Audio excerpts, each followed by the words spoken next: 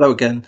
As I stated in the last video, I've pasted in my response to the cancellation of the bail conditions that I sent to the legal team at Northumbria Police. Here we are.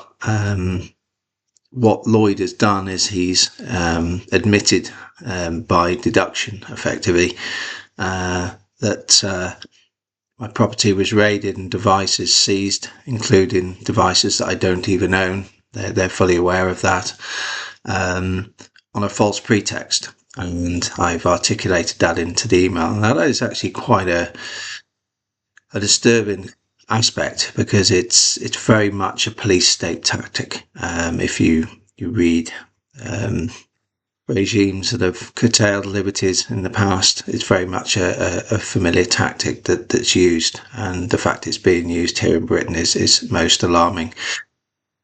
As we know, the email from Deirdre Ryan, containing some of her words, but the rump of it from the legal department at South Tyneside Council, confirms the business model that I've been articulating over the two channels, the case channel and this, the one that started off by covering wealth tech, but evolved when the coordinated coercion started to come into play.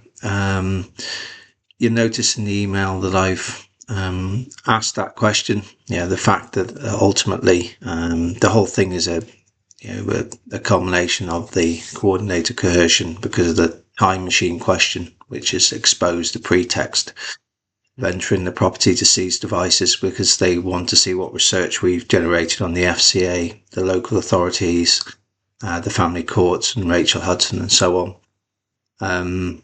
So there's a time machine question. I also posed asked them why they asked me about a video that was posted on coordinated coercion, what I'd been sort of experiencing for some time.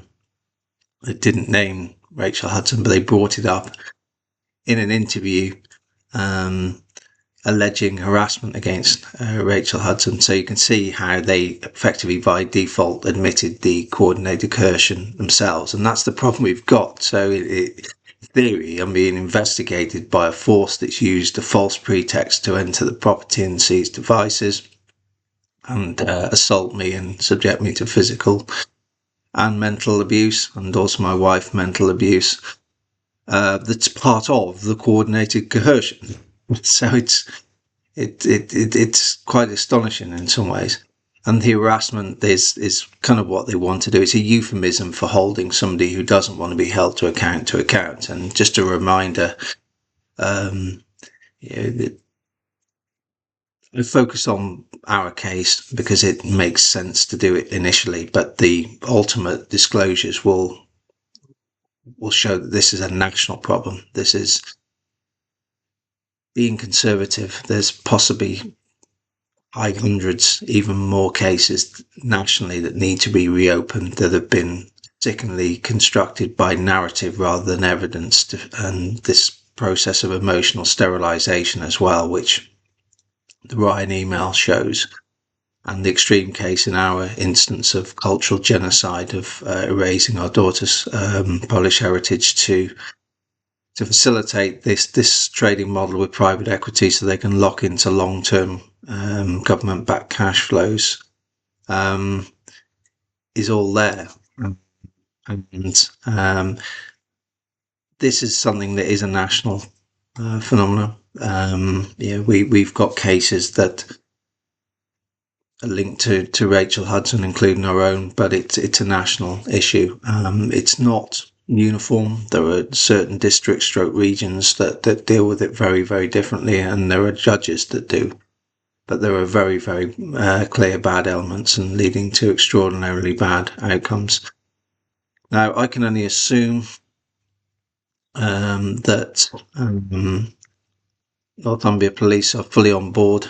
The fact that they're still holding devices, imposing this psychological and abuse on my wife and I, they're fully on board with racism, corruption, and cultural genocide. I assume, unless we hear otherwise, they're fully on board with that. The real danger, of course, is this corrupt business model where courts have been given safeguards for the benefit of children, and how they've been terribly abused. And cases are constructed on narrative, not evidence, is why people should fear this rollback of jury trials, because that's where it's heading. It would take a little bit of time, but that's where it will happen on a tiptoe basis, where people would be convicted on the basis of narrative, not evidence.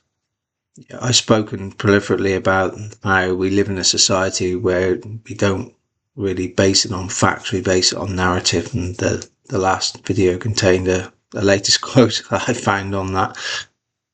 You can see our current Prime Minister Starmer lives in that world. He is trying to repair his fatally wounded reputation by reverting back to this public service, and I won't abandon my country when his country doesn't even want him. The removal of him by political means, I would like to state, would be a major step in people regaining their liberty, because he is very much the embodiment of this rule, tyrannical rule of lawyers rather than rule of law. But he talks about public service and all this nonsense.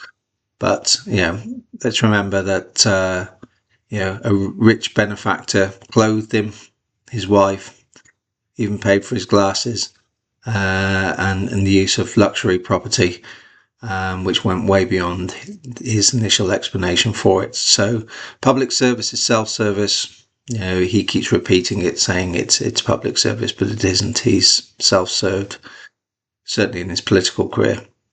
That's enough for now. Do take a look at the email. It's self-explanatory, but similarly quite chilling that I have to ask those questions. Take care. Bye.